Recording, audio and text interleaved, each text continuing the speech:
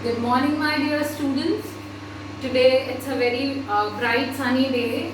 Okay, we actually hate sun in summers, I know that, but enjoy your day with full of energy, have some vitamin D and have a very good day. Okay, so we are back with the chapter number 1 in history, how, when and where. हमने कल इस chapter को start किया था video number 1 के साथ, जिसमें हमने क्या क्या पढ़ा, that how dates are not so important and history is not only about dates. कल हमने क्या डिस्कस किया, हिस्ट्री सिर्फ डेट्स यानी तारीख के बारे में नहीं होती है. पहले ये कन्विक्शन था हमारे दिमाग में, पहले ये सोच थी हमारी that every time history is related to dates, but this is not true. Every time history is not related to dates. What is history then? When we compare the situations of the past, जब हम इतिहास की चीज़ों को present की चीज़ों से compare करते हैं, चेंजेस को कंपेयर करते हैं, we study that what all changes took place from the past till the present. This is known as history. Am I clear? History समझ में आ गई थी. फिर हमने देखा था कि बहुत सी चीज़ें ऐसी होती हैं जिनकी पर्टिकुलर डेट नहीं होती है. Okay, we can actually memorise them, हम उनको याद रख सकते हैं कि उस सेंचुरी में हुआ था, उस ईयर में हुआ था, बट पर्टिकुलर डेट याद रखना it's not very important and not so useful. ठीक है, लेकिन क्यों ऐसा दिमाग में सोच बनी लोगों के कि हिस्ट्री डेट्स के बारे में थी? क्या बताया था हमने? क्योंकि पहले history was all about rulers, Kings, nawabs etcetera. पहले हिस्ट्री में कौन होते थे? राजा, रानी, उनके नवाब, उनकी प्रजा. तो फिर उनसे ही रिलेटेड डेट्स इंपॉर्टेंट होती थी.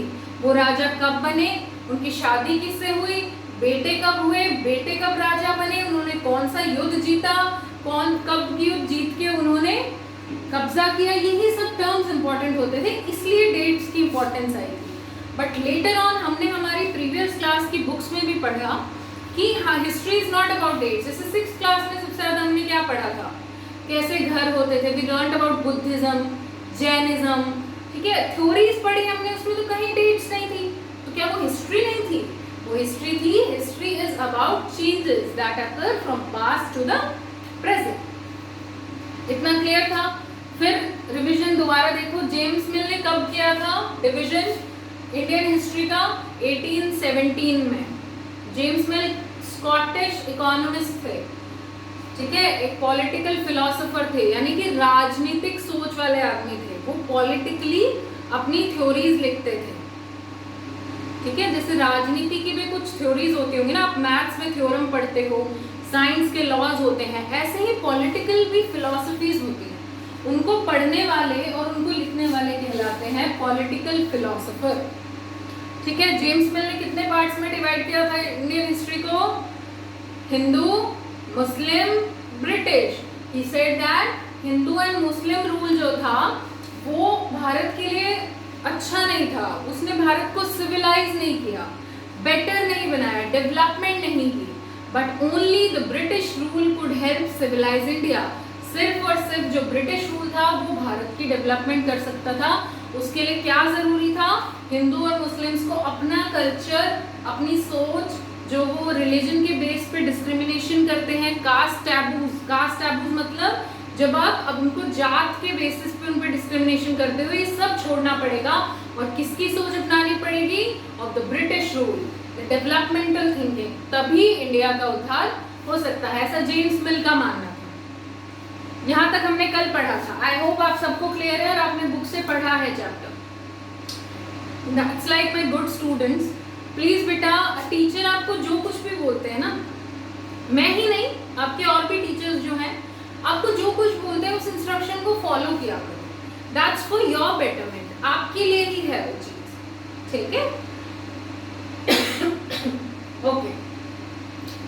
इसके बाद जो जेम्स मिल का कैटेगराइजेशन थी, उसको हिस्टोरियंस ने, यानी जो हिस्ट्री लिखते थे और जो लोग थे, उन्होंने इसको कैंसिल कर दिया. They did not accepted the division made by James मिल. अब वो कौन सा डिवीजन मानने वाले थे? देखो, जेम्स मिल ने जो डिवीजन किया था वो था हिंदू, मुस्लिम, ब्रिटिश। हमें भी अच्छा नहीं लग रहा है ये डिवीजन। क्या हिंदू के टाइम पे कोई मुस्लिम था ही नहीं? क्या मुस्लिम के टाइम पे कोई हिंदू था ही नहीं? क्या ब्रिटिश के टाइम पे ये दोनों नहीं थे? तो ये डिवीजन तो प्रॉपर नहीं हुआ। अब जो हिस्टोरियंस थे, जिन्होंने हिस्ट्री लिखी, उन्होंने कैसे डिवाइड किया इंडियन हिस्ट्री को? देखिए, एंशिएंट यानी प्राचीन काल, बहुत पुराना काल, मिडाइवल यानी कि बीच का टाइम, एंड मॉडर्न। अब जब वर्ड कहीं पे भी मॉडर्न आता है, आप किसी को सुनोगे वो लड़की बड़ी मॉडर्न है, उसका मतलब क्या होता है? वो डेवलप्ड है, उसमें रीजन है, साइंस है वो। अब कंट्री के लिए मॉडर्न का मतलब क्या होगा? जहाँ पे लोगों को, सिटीजन्स को आज़ादी हो, लोगों को बराबर ट्रीट किया जाता हो, उनको चॉइस हो कि वो अपने लीडर्स चुन सके। So what does being modern in a country means? Modernity in a country means that the country runs on reason, on science, there is liberty. Liberty का मतलब क्या होता है? हमारा जो मन में आता है हम अपनी इच्छा से कर सकें, हम पे लोकल रूलर, नवाब, राजा की रोक ना हो, सेंसरशिप ना हो। ऐसा ना हो कि जो राजा कहेगा वही सोच सकते हैं, वही कर सकते हैं, वही बोल सकते हैं। ठीक है? Liberty is when we have freedom to do whatever we want to do. तो मॉडर्निटी का क्या मतलब हुआ? रीजन होना चाहिए, साइंस होना चाहिए, लिबर्टी, इक्वालिटी, डेमोक्रेसी। क्या ये सब था? मॉडर्न टाइम में ब्रिटिश को मॉडर्न बोला गया है। क्या हमारे देश में इक्वालिटी थी? नहीं, इंडियंस को तो बहुत दबाया जा रहा था, ब्रिटिश रूल कर रहा था। क्या डेमोक्रेसी थी? नहीं, हम लोग उन्हें चूज नहीं कर रहे थे, उन्होंने खुद से रूलर। तो हम लोग मॉडर्न टाइम नहीं कह सकते ब्रिटिशर्स को। सो हर जो भी डिवीजन किया गया है उसमें कोई ना कोई प्रॉब्लम है। Every division is not so accurate. और सबका अतीत अलग अलग है, इसलिए ही आपकी बुक का नाम है आवर पास्ट। एस लगा हुआ है, प्लूरल फॉर्म में है। क्यों? क्योंकि सबके अतीत अलग अलग है। ठीक है? I hope this is clear to you. ये समझ में आ गया? नेक्स्ट टॉपिक देखिए अपना,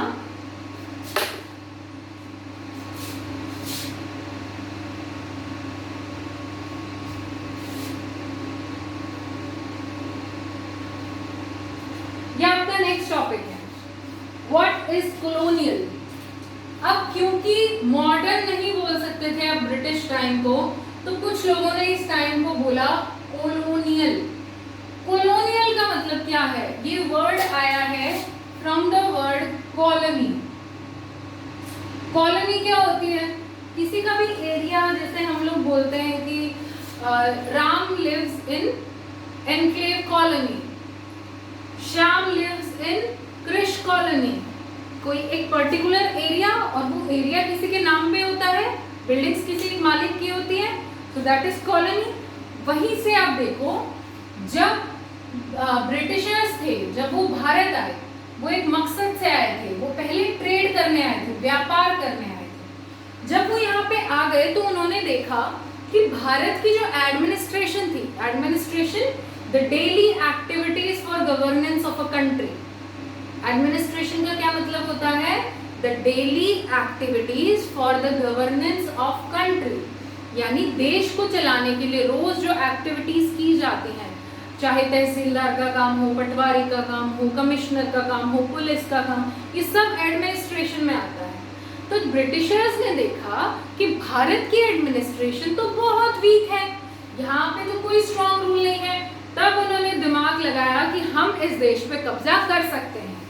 आए थे शुरू में क्या करने? वो व्यापार करने, but now they thought that we can conquer this country. Conquer का मतलब हम कब्जा कर सकते हैं इस कंट्री पे।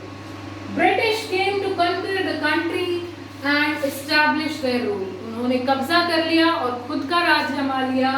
सबजुगेटिंग, सबजुगेटिंग का क्या मतलब होता है? कंट्रोल करना। ठीक है? To have control on someone. अगर मैं आप पे बहुत स्ट्रिक्टली कंट्रोल करने लग जाऊं, आपके पेरेंट्स कुछ ना कर पाए, स्कूल मैनेजमेंट कुछ ना कर पाए, आप सिर्फ मेरे कंट्रोल में हो, तो आप बोल सकते हो तमन्ना मैम सबजुगेटेड मी। ठीक है? सबजुगेटिंग का क्या मतलब होता है? To have control on someone. अब कंट्रोल कर लिया था उन्होंने, जो भारत के राजा थे, जो नवाब थे, उन सब पे कंट्रोल कर लिया ब्रिटिश रूल ने और अपना रूल जमाने लगे थे, ठीक है, कॉलोनी।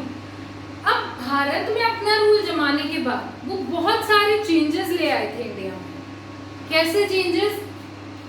जो क्रॉप उनके फायदे का था, जिस फसल को उगाने से, जिस क्रॉप को उगाने से उनका फायदा होने वाला था, वही क्रॉप ग्रो करवाते थे वो फोर्सफुली लोगों से।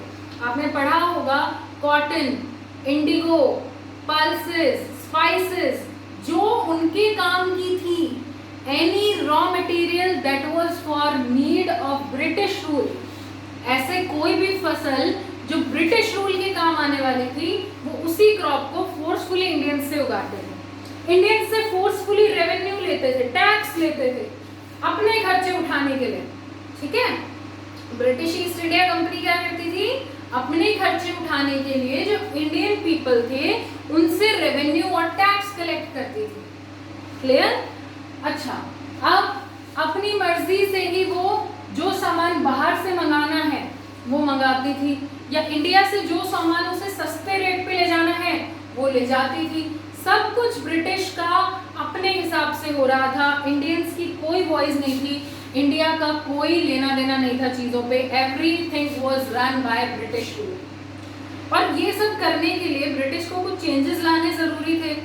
मान लो मैं ही आपके घर पे रूल करना चाहती हूँ आपके, और मैं आते ही चाहूँगा मेरी मर्जी से सब चला दूंगी, क्या हो सकता है ऐसा? नहीं, मुझे कुछ चेंजेस लाने पड़ेंगे उसके लिए। तो ऐसे ही ब्रिटिश ने आते ही सब कुछ अपने आप नहीं कर दिया था। क्या क्या कर दिया था देखो, ध्यान से देखना इसको। They collected revenue from people to meet their expenses.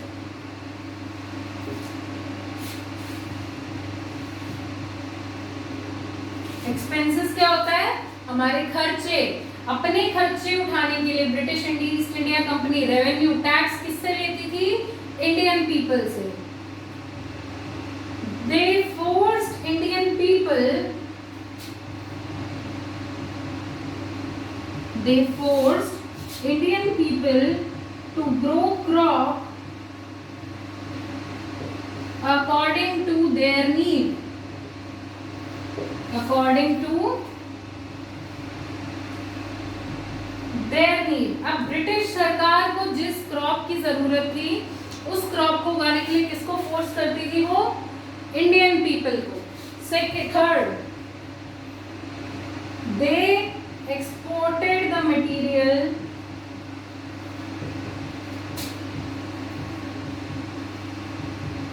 Eight cheap rates, यानी कि जो मटेरियल हमारे इंडिया से उन्हें मिला, एक्सपोर्ट करना मतलब अपने देश से बाहर भेजना, इंपोर्ट करना दूसरे देश से अपने देश में लाना, ठीक है। एक्सपोर्ट करती थी, इसका मतलब क्या है? जो चीज उसको चाहिए थी इंडिया से, उसको वो सस्ते दाम में अपने आप बाहर लेके जाती थी। ये सब ब्रिटिश रूल कर रहा था। इसके लिए उन्हें समाज में बदलाव करने जरूरी थे। तो ब्रिटिश रूल ने जब अपना कब्जा जमाया इंडिया पे तो बहुत सारे चेंजेस कर दिए। पॉलिटिकल चेंजेस, राजनीतिक चेंज, यानी कि उनका कंट्रोल था, हमारे राजास वगैरह हट गए थे। इकोनॉमी चेंजेस, मार्केट अब वैसे नहीं था जैसे पहले होता था, सब मार्केट में उनके तरीके से हो रहा था। सोशल चेंजेस, जैसे बहुत सारे हमारे रीति रिवाज ऐसे थे जिनको ब्रिटिश रूल ने बंद कर दिया था। So they brought up political, social, economic changes for ruling the country. जब भी कोई राज करने के लिए किसी भी जगह पे पॉलिटिकल, सोशल, इकोनॉमिक चेंजेस ले आए और उस जगह को अपने कंट्रोल में ले ले, उसे कहते हैं colonization. I am again repeating it. When anyone brings out political, economic, social, cultural changes for ruling a country or a place, this is known as colonization. Hindi में समझो, जब भी कोई इंसान किसी जगह पे राज करने के लिए वहाँ पे राजनीतिक, सामाजिक, व्यवहारिक चेंजेस ले आए और वहाँ पे अपना कब्जा जमा ले, उसे क्या बोलते हैं? कोलोनाइजेशन, कॉलोनी बनाना। तो ब्रिटिश ने किसको कॉलोनी बना लिया था? इंडिया को। तो इसलिए इसको क्या बोला जाता था? Colonial rule. समझ में आया? Why it is known as colonial rule? Because India was made a colony of British rule. ठीक है, बोर्ड देखो एक मिनट, आप लोग 5 सेकंड के लिए। कुछ भी वर्ड अगर इसमें समझ नहीं आ रहा है सो प्लीज अंडरलाइन इट।